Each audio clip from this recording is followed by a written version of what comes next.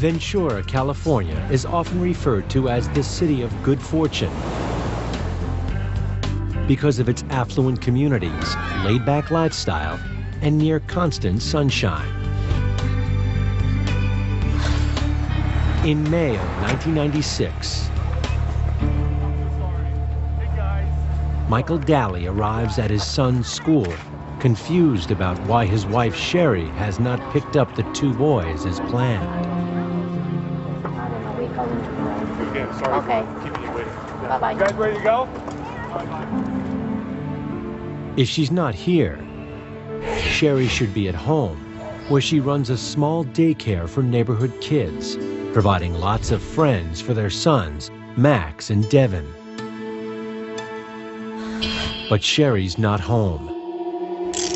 And after several hours, with no word from his wife, Michael calls the police. My wife dropped my boys off at school at 8:30 this morning, and she's been missing since.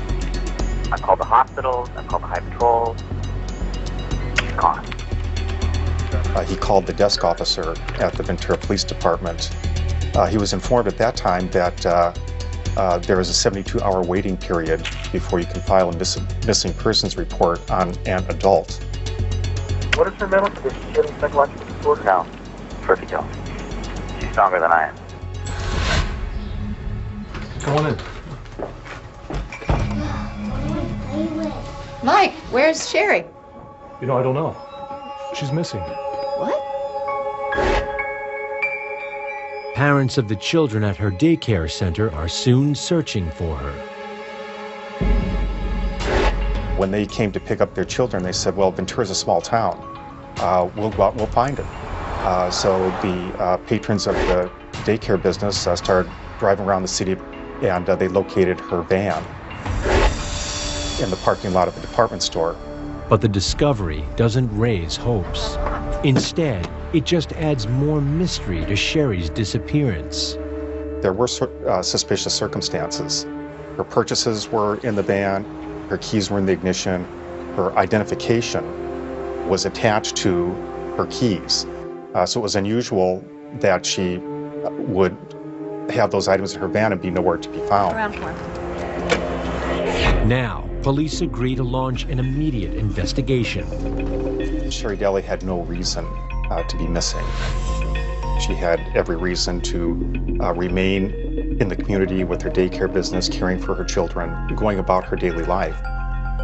There was no reason for her to suddenly just disappear. Immediately, there were questions of what could have happened. Could she just have left? And her friends said there's no way she would have just left on her own.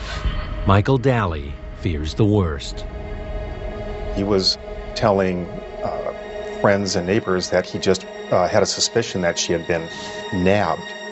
Police confirm 35-year-old Sherri had gone shopping that morning when they spot her on security camera video in the department store where her van was found. We have her on tape at the cash register and then leaving the store. And those are the last known photographs of Sherri Daly. Other shoppers come forward with information. There was one witness who walked by a car parked in the department store parking lot, and she saw a woman sitting in the car that was obviously wearing a blonde wig. The witness also noted the person in the car had thick pancake-type makeup on. It was so disturbing to her that she looked back at the license plate at the rear of the car, and she noted that the license plate appeared to have been altered. Just a few minutes later, Sherri left the store with her packages. The mysterious woman in the blonde wig and makeup makes her move. A blue Nissan Altima pulls up and parks behind her. A woman gets out, approaches Sherri, and they have a brief conversation. Sherri steps out of the van, turns around and compliantly puts her hands behind her back, and the woman handcuffs her. She escorts her to the Nissan and places her in the back seat of the Nissan. Each of the witnesses that saw the event all thought the same thing, that it was a police officer making an arrest. But police confirm that neither they nor any other law enforcement agency arrested Sherri. We know it was an abduction and a kidnapping, and ordinarily in these kinds of cases they have very bad outcomes. The following morning, Michael and the boys, 8-year-old Devin and 6-year-old Max, go searching for her, armed with flyers. We love her a lot and we want her to come home today. Michael also uses the media to appeal for his wife's safe return. It worries me because it falls out of Sherri's character. She wouldn't get into a car, get into the back seat. Somebody shouldn't know. She wouldn't leave her boys. Friends and neighbors organize their own efforts to find Sherri.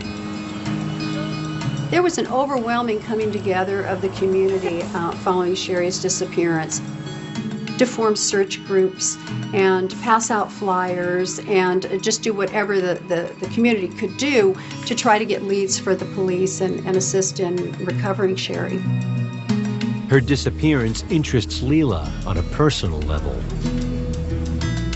When I first began hearing about what type of a person she was, it was very, very distressing. She was a wonderful, wonderful, sweet woman and was very, very much devoted to her family and to her husband, Michael. But it appears that Michael may not be as devoted to Sherri. Police soon learn he's been living a double life, filled with drugs, sex, and a not-so-secret affair with a woman who dabbles in witchcraft.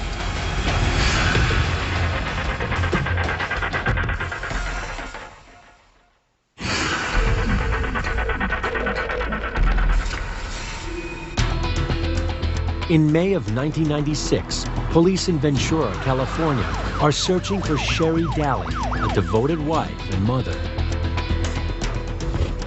There had been an abduction. A woman wearing what looked like a disguise handcuffed Sherri Daly, put her into a car, and drove off.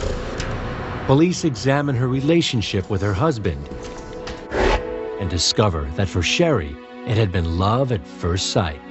They were sweethearts in high school. It was the only boy that she ever loved. They ended up moving in together right after high school and then eventually got married. And she was very, very much devoted to him. But Michael becomes bored with married life. He began having extramarital affairs with various co-workers at the grocery store where he worked throughout the duration of their marriage.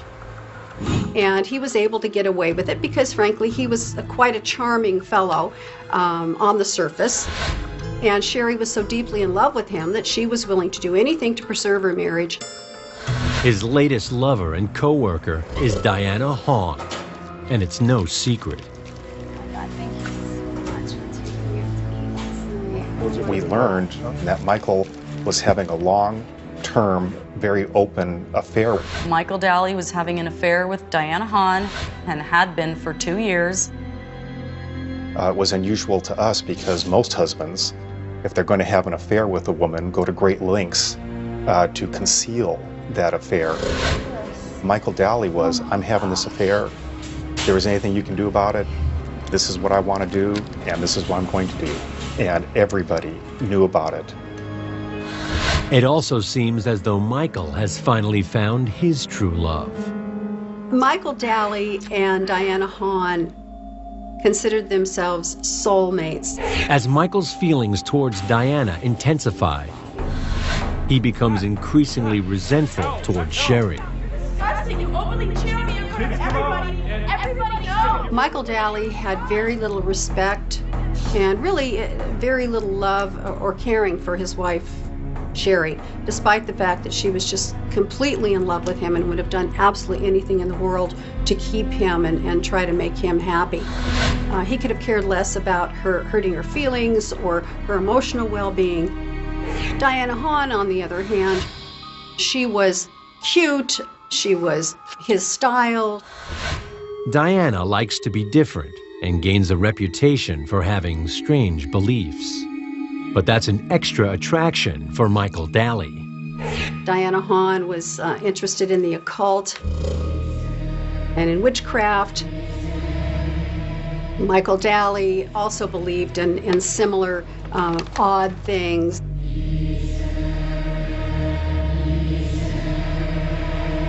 It's gonna be you and me forever, Michael.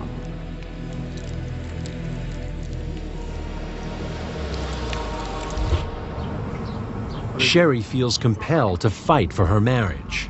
Excuse me, get out of here. That's my husband. He has a family with me, and you are not a part of it. He is my soulmate. Sherri at one point confronted Diana Hahn and basically told her to leave Michael alone. But he's made up his mind and moves in with his lover, abandoning Sherri, although not revealing his true intentions. You're beautiful. Thank you so much. He did not tell Sherri that he was going to be moving in with Diana Hahn in an apartment. Michael told Sherri that he was going to move out for a while so that he could sort of reassess and think about the situation. And eventually she found out about it because Michael would pick up the boys, their two sons, and take them over to the apartment, and they would be with Michael Daly, and Diana Hahn would treat them as her sons, and they would have this little family role going on there. But police also learn Michael Daly is keeping secrets from both women and has an insatiable appetite for drugs and prostitutes. Michael's pursuit of extramarital affairs, be it with Diana, other women, prostitutes, is so many different things. It's the need to prove himself, it's excitement and risk-taking and thrill-seeking. It's all of these different things. It's power. Sherri tries again to woo her husband with a new look. She said she had to do something drastic to get him back, and she lost all of the weight. She was going to compete with Diana Hahn. She was going to get her husband back, and she worked very hard at doing that. After several months, Sherri believes that she's won the battle. Michael moves back in. What she doesn't know is that his decision is not driven by love, but by a lack of money due to supporting both women. The expense of having a home, having an apartment that was cutting into his money for drugs and prostitution. And eventually he took Diana Hahn and parked her back in her mother's house. And he went back to Sherri Daly. Outwardly, Michael plays the role of the good husband. But in reality, he's still seeing Diana Hahn, who is reluctant to share him and starts making his home life difficult. Now, once more caught in a love triangle, Michael's animosity towards his wife grows.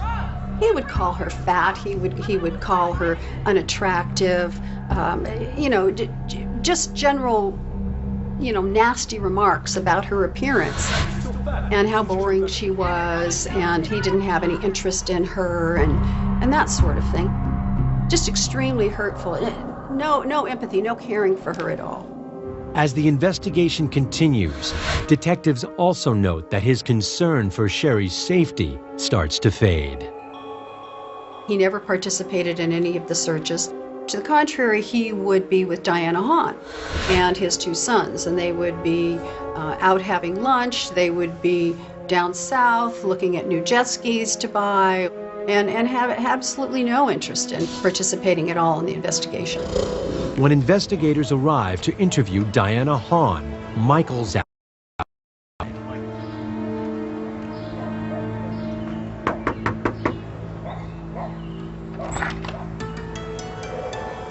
Hi, officers.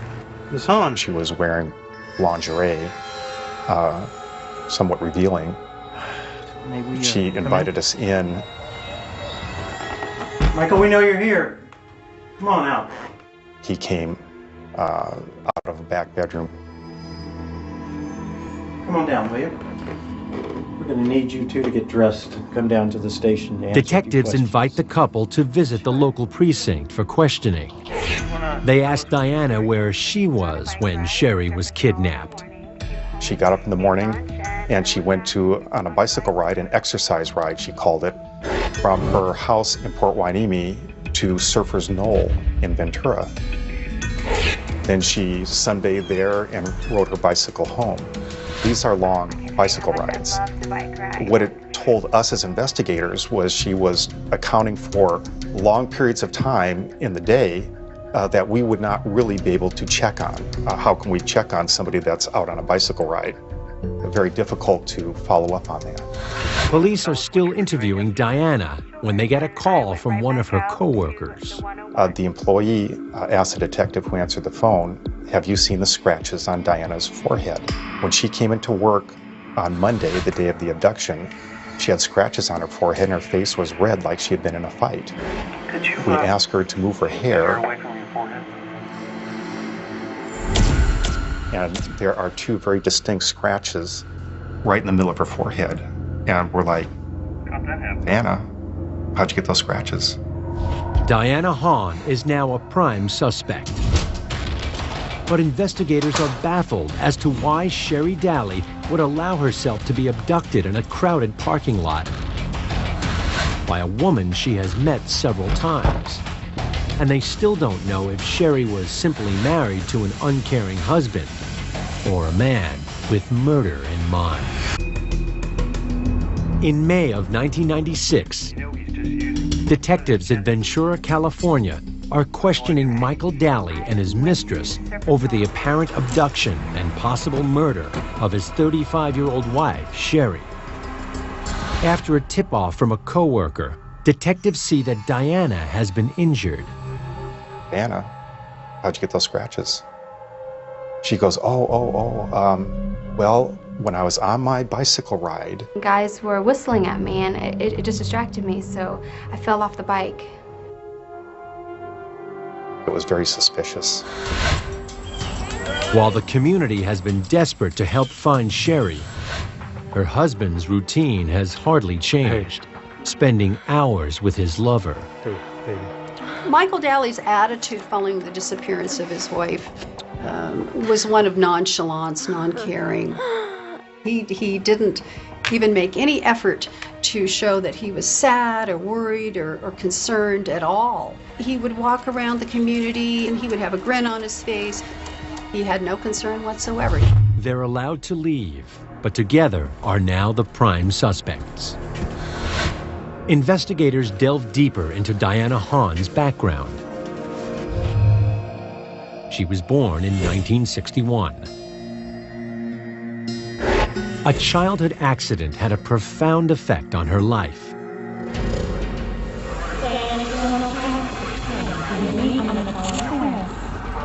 A basketball backboard fell on her head, causing a severe brain injury for which her family received compensation.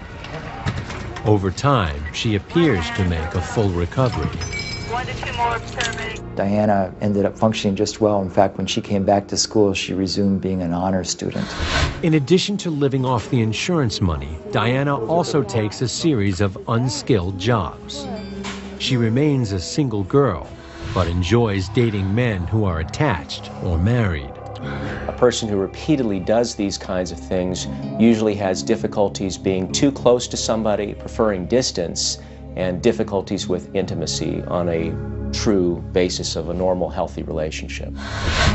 In 1993, Diana Hahn starts working at the same grocery store as Michael Daly. The attraction is instant and intense. I think that she had a somewhat mundane life, and he came into her life and he turned her upside down, swept her off her feet, so to speak. Their bond is deepened by their shared Japanese heritage. She starts taking karate classes. Even though she was tiny and petite, there were manipulation techniques that she learned at the beginning, and she was stronger than she looked. She was working with a couple of other males in the classes and was able to handle them pretty good. Diana's confidence grows. And she decides to try her luck as a model. Her whole life is changing. And she starts to feel like Mrs. Michael Daly. Diana Hahn would speak with coworkers about how she really wanted to be with Michael and the things that she would do to get her way to eventually become Michael's wife and the mother of Sherri's 2 sons. Michael tries to please both women. Michael Daly and Diana Hahn took Michael's sons and had a professional family photo made during the Christmas season. At or near the same time that Sherri and Michael had photographs made with their 2 children. So he really saw this as 2 separate families. The lovers also cruelly flaunt their affair to Sherri. Diana Hahn liked to put it right in Sherri's face what was going on. One of the most obvious examples of how she accomplished that was she gave Michael Daly a pillow with a silkscreen image of herself, Diana Hahn, on the pillow. That had to be one of the greatest humiliations that Michael Daly forced Sherri Daly to bear. But investigators learn Michael eventually talked of going beyond ritually humiliating his wife. I wouldn't need a killer. Somebody else would do it for me. See, that's the beauty of this whole thing. Michael made no bones about how he hated Sherri and he wanted to see her gone, and made comments such as, you know, if she disappeared and they never found the body, no one could ever be prosecuted. But all the talking in the world isn't enough to warrant an arrest. And the police are stymied until a crucial piece of evidence surfaces. Police find the vehicle used to abduct Sherri Daly. Sherri! Could she still be alive? A week after Sherri Daly was abducted from outside a store in Ventura, California, there's a dramatic development in the case. The car she rode off in is discovered at the local airport. A car rental had rented a blue-green Nissan Altima to Diana Hahn. They had a rental contract with her signature in 2 places and her initials in about 5 places. This was the first big break we had in the case. Michael Daly also looks increasingly guilty of something to investigators when he decides to give away all of Sherri's clothes and files for a legal separation. Michael Daly did not act like you would expect somebody whose wife was missing. He was not acting like a distraught husband at all. A forensic examination of the car confirms investigators' worst fears. There was signs of a struggle inside that car. There was a lot of blood. It looked like somebody had scrubbed the car. The carpets had been cleaned. But the killer had missed some spots. You can't have the kind of struggle that happened in that car and get all of the evidence. What the car gave us was the ability to write search warrants and now search the house of Michael Daly and Diana Hahn for further evidence. Both Michael Daly and Diana Hahn are taken in for questioning. I have no idea what happened. How does that work? You can check with them at the store. Michael pumps the police for more information. He was always trying to turn the interview to find out what we knew. He was trying to manipulate the investigation. I'm going to make a choice between you and his family. But Diana isn't so confident. When investigators try to get her to crack by suggesting that Michael is accusing her of being a lone killer, she shows signs of coming clean. Her confidence in Michael was shaken by the interview. She was saying, "Can I just talk to Michael? Can I just talk to Michael?" The couple is left alone together, while detectives discreetly monitor their conversation, hoping one of them will say something incriminating. But the plan backfires.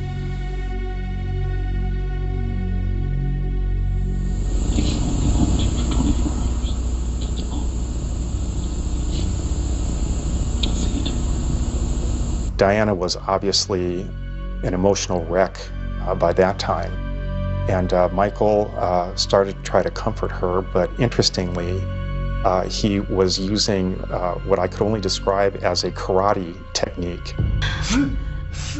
He's going, "Diana, look at me. Look at me." He goes, "Say it." And it was very interesting because you could see him build her back up. I've never seen anything like it all my years of interviewing suspects. I've never seen someone brought from the brink of an emotional breakdown. Well, it's about 8 hours of interviewing down the drain.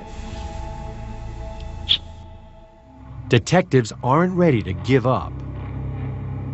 Do you know who this is? That's Sherri. Think she's gonna look anything like that when we find her?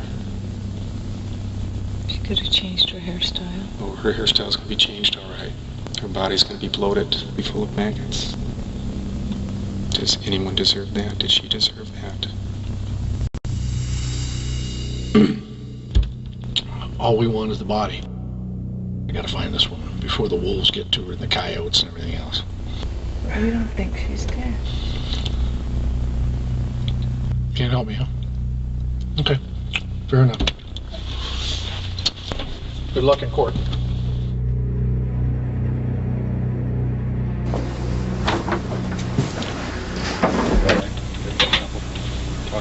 They placed you under arrest. You understand that? For murder and kidnapping?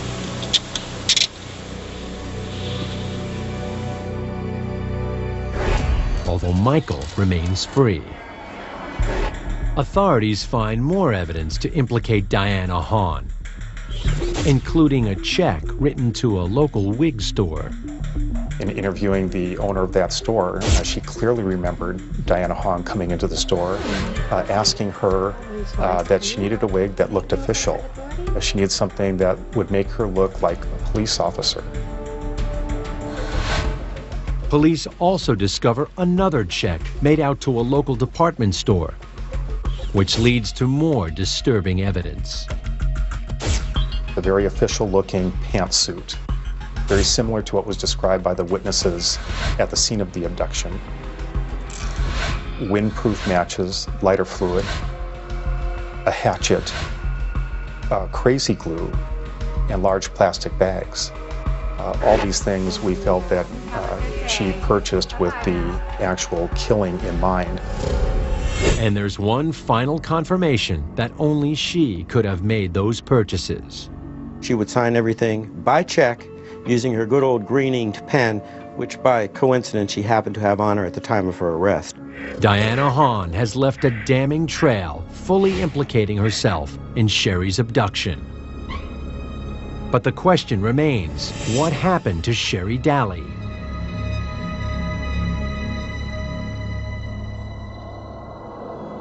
On June 1st, nearly a month after going missing, Sherri! Sherri!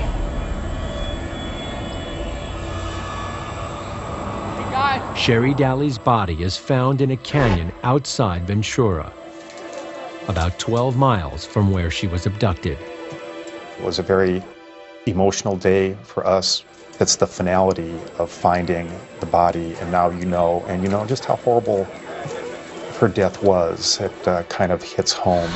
The coroner reveals that she had been viciously beaten, stabbed repeatedly with a knife, and decapitated with an axe.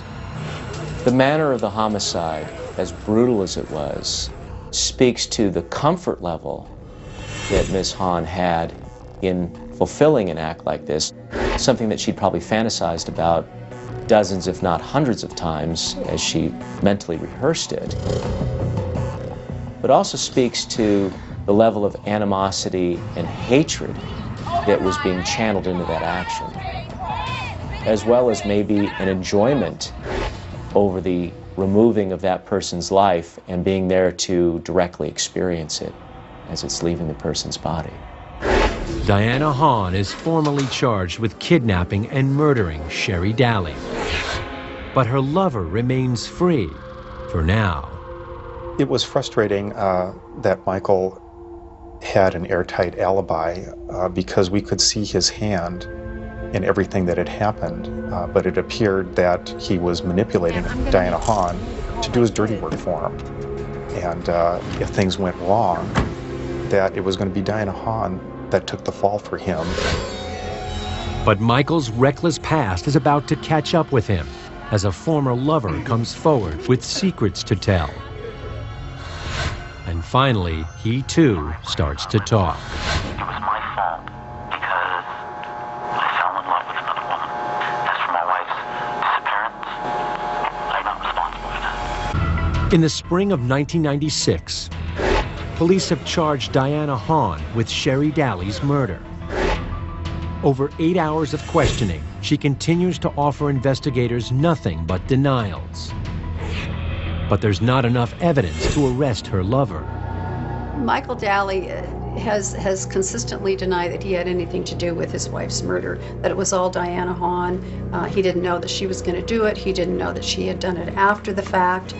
Then, a former girlfriend comes forward. She reveals they shared some interesting pillow talk. He talked about wanting to kill his wife. He talked about how to get away with murder. He asked if she could kill somebody. He had a history of trying to solicit a former girlfriend to murder Sherri in the same exact way that she eventually was murdered by Diana Hahn. It was the exact fingerprint of what he wanted done to Sherri. The case against Michael grows stronger when a search of his home produces a letter written by Sherri just days before she died. It was a final desperate attempt to try and force him to seek help for his drug habit. She told him that he had to start rehab on Monday or she was filing for divorce. And I believe that that is what caused Michael and Diana to suddenly have to rush to commit the crime. It takes 6 months for investigators to form their case before Michael Daly is finally charged with killing his wife. When Michael Daly was finally arrested, I think people expected that. I think there was some relief that justice would be done. The killers are tried separately. Diana Hahn's trial, the stronger of the two cases, is first. This trial was very newsworthy to the community. Every day for this trial, there was a line of spectators, just court watchers, citizens, retired people, lining up in the hallway to get a seat in the courtroom. Prosecutors highlight the preparation for the crime and how she had failed to cover her tracks. About 3 days before the murder, purchases started to be made by Diana Hahn. She used a check to buy a wig to disguise her. She also bought a badge in the days preceding. She bought a uniform. The day before, the murderers went and rented a car. She bought some poster board, and she used the poster board to alter the license plate on the rental car. She's buying the stuff to do it. She's laying down the plans. She's implementing the plans. She's the one that's carrying out the plans. So why is that? She's willing to do whatever it takes to impress a male partner so that she can get that validation. Plus, she's just very willing, apparently, to do these kinds of things. The kinds of things Diana is willing to do became all too apparent to Sherri Daly on that fateful day. Sherri was abducted. As soon as she walked out of the store, Diana Hahn was waiting for her, as seen by eyewitnesses. They had seen the car that Diana Hahn was in, sitting in the parking lot for at least 30-40 minutes before Diana Hahn approached Sherri Daly's van. Go to the police station right now. Let's go. Sherri put her hands behind her back. She was handcuffed. She was pushed into the back seat of the car, and off the car went. To this day, no one really knows if Sherri recognized Diana, despite her disguise, or why she allowed herself to be handcuffed. But prosecutors have a theory. Why would Sherri submit? Why would Sherri turn around, put her hands behind her back? What would cause this woman to get into this car? because it was a short conversation and there was no struggling or anything like that. She voluntarily got in the car, and it was because she was probably told, and it's a reasonable interpretation on everything we knew, and she was probably told that your husband has been arrested for drugs. We found drugs in your home. You need to come with us. And that would have been something that Sherri would have complied with. Based on the forensic evidence, prosecutors present a chilling scenario of that final car journey. We believe a struggle ensued during the drive, which is about 15 to 20 minutes up to a remote site in nearby mountains.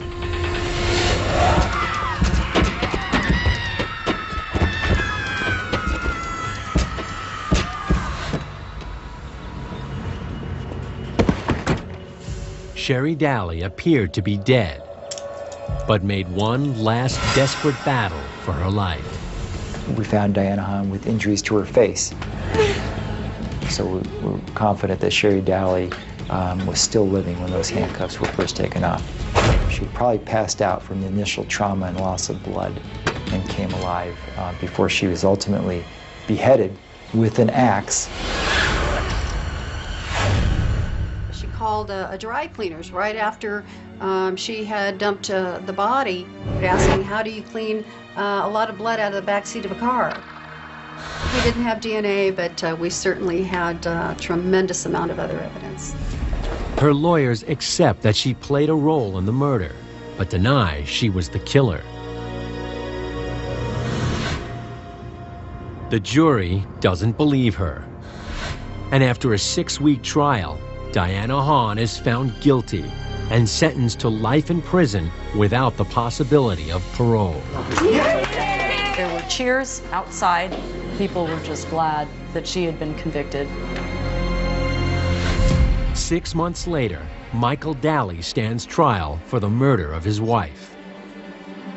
This is a man who thought that if he didn't participate in the actual killing, he never would be charged or convicted of participating at all. The evidence, although circumstantial, is overwhelming. His lawyers claim Diana acted alone.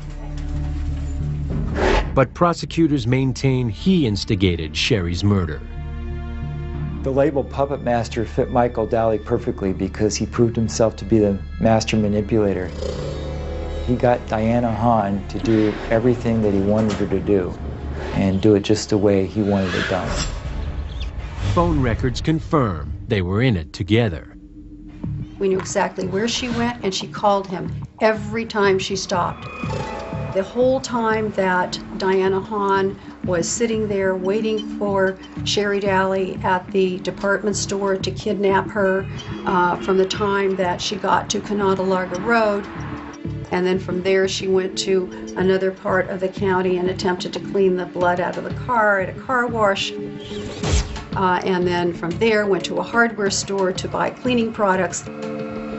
Every step of the way, as she called Michael Daly, it painted a very clear picture of the conspiracy between the two of them. After a lengthy trial, the jury returns and finds Michael Daly guilty of killing his wife. He is also sentenced to life in prison without the possibility of parole. My heart just swelled. I can't even tell you. This is justice. It'll never bring Sherri back, never. But it was very rewarding in the sense that he did not get away with it, and he thought he was going to, get away with it. Daly continues to claim his only crime was loving 2 women at once. It was my fault because I fell in love with another woman. I saw another woman. That is my fault. As for my wife's disappearance, I'm not responsible for that. But it is my fault that I saw Diana Hahn. Sherri Daly's 2 sons were left to grow up with Michael's parents and remain convinced their dad's no killer. I believe my father is innocent. I mean, as a family, before all this happened, we were a very happy family. did everything together. We were always there for each other. We comforted each other in times of hardships. And I feel like my father would never do anything like that. The boys miss their mom. She was very outdoorsy. She loved going to the beach. She was a very caring person. Always a very supportive, great mother. So we have a lot of pictures of her. We have lost a lot of fond memories of our mother.